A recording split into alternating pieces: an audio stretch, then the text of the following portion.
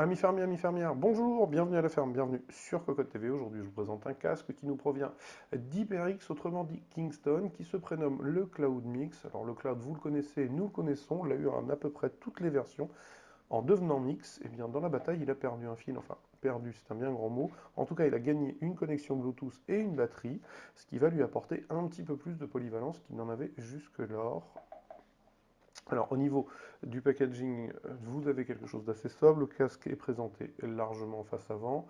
On a quelques indications, notamment des éléments sur lesquels est présent HyperX, puisqu'ils sont assez agressifs sur le sponsorat, pardon. Il est high-res audio. La mention qui est intéressante, il a une autonomie de 20 heures. Il est compatible PC, PS4, Xbox, Discord, etc.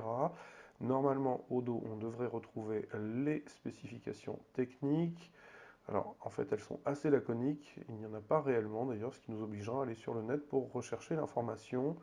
Et je pense que nous avons fait à peu près le tour du packaging. Alors, par contre, par rapport au packaging, ce que je peux vous indiquer, c'est que précédemment, on avait un beau packaging avec une boîte à couvercle badgée, et aujourd'hui, on a une boîte en carton un petit peu plus classique. Bon, quelques petites économies sur ce niveau. A priori, le casque ne devrait pas en faire les frais, puisqu'on retrouve quand même quelque chose qui ressemble fort à un cloud classique. Donc passons maintenant au casque. Voici donc le bundle du casque. Donc, chez HyperX, en général, on a des bundles plutôt généreux, conséquents. Donc on va retrouver tout ce qu'il faut pour utiliser le casque. Dans un premier temps, on a une perche de micro, modèle classique, celle de tous les clouds, qui est construite de la même manière. On va donc avoir un 3,5 mm plaqué or, une poire de mousse qui va recouvrir la partie plastique, une tige métallique recouverte de caoutchouc. On a un câble de 3,5 mm mâle vers un 3,5 mm femelle de rallonge qui permettra de le connecter au PC, il est gainé. On a aussi le câble qui va permettre d'alimenter le casque avec une télécommande, donc en plastique, de bonne qualité. C'est plutôt pas mal.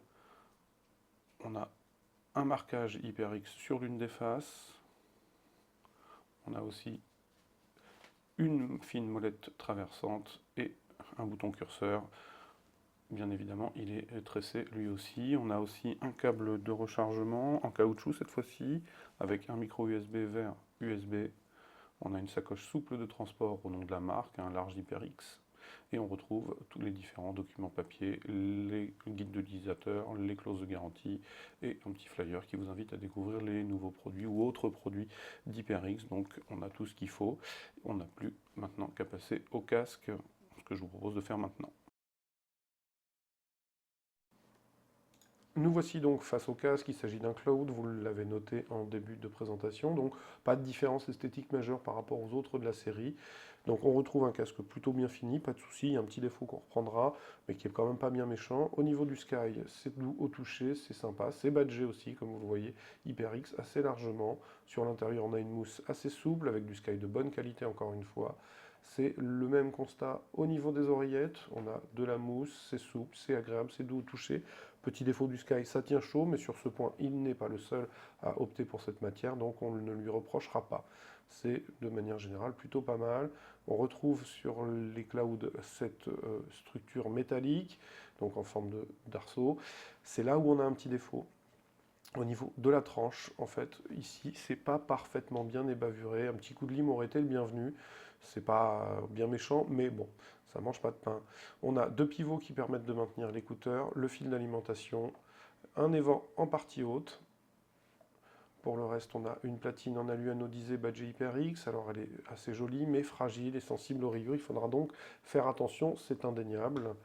Alors, la grande nouveauté de cette HyperX se situe en dessous, puisqu'on va retrouver les parties pour le micro, la connexion pour le casque.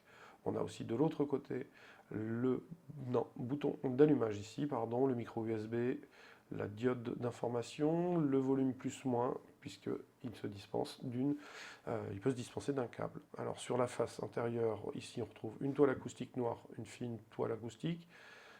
C'est donc un casque assez sympathique, il n'y a pas de difficulté. Alors au niveau des spécifications techniques, que puis-je vous apprendre? Nous avons un spectre couvert de 10 à 40 000 Hz, ce qui est plutôt intéressant sur une impédance de 40 ohms. On a aussi un une sensibilité, pardon, je cherchais mes mots, à 100 dB. Donc on a aussi une augmentation conséquente du tarif. Alors je pense que c'est 149 euros, mais je vais revérifier et je vais revenir de suite pour vous le dire parce que je n'en suis absolument pas certain au moment où je vous le dis. A tout de suite. Alors, effectivement, il a bien fallu que j'aille vérifier parce que je n'étais pas dans la justesse du prix, puisqu'il faut rajouter 50 euros. On est à 199 euros, ce qui commence à faire une belle somme tout de même, sachant que, effectivement, la présence d'une batterie, d'une connexion Bluetooth alourdit forcément la note. Maintenant, ce qui est sûr et certain, c'est que l'HyperX était un casque extrêmement recommandable dans la tranche des autour de 100 euros, on va dire.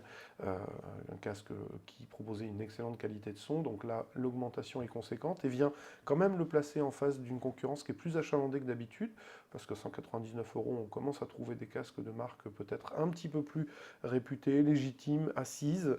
Maintenant, la réalité, c'est que de manière générale, on devrait avoir un bon son. Donc ce que je vais vous proposer, c'est de venir tout simplement lire le test écrit qui apparaîtra très très prochainement sur cocoland.com. Et comme d'habitude, je vous souhaite une excellente journée et je vous dis à très bientôt et au revoir.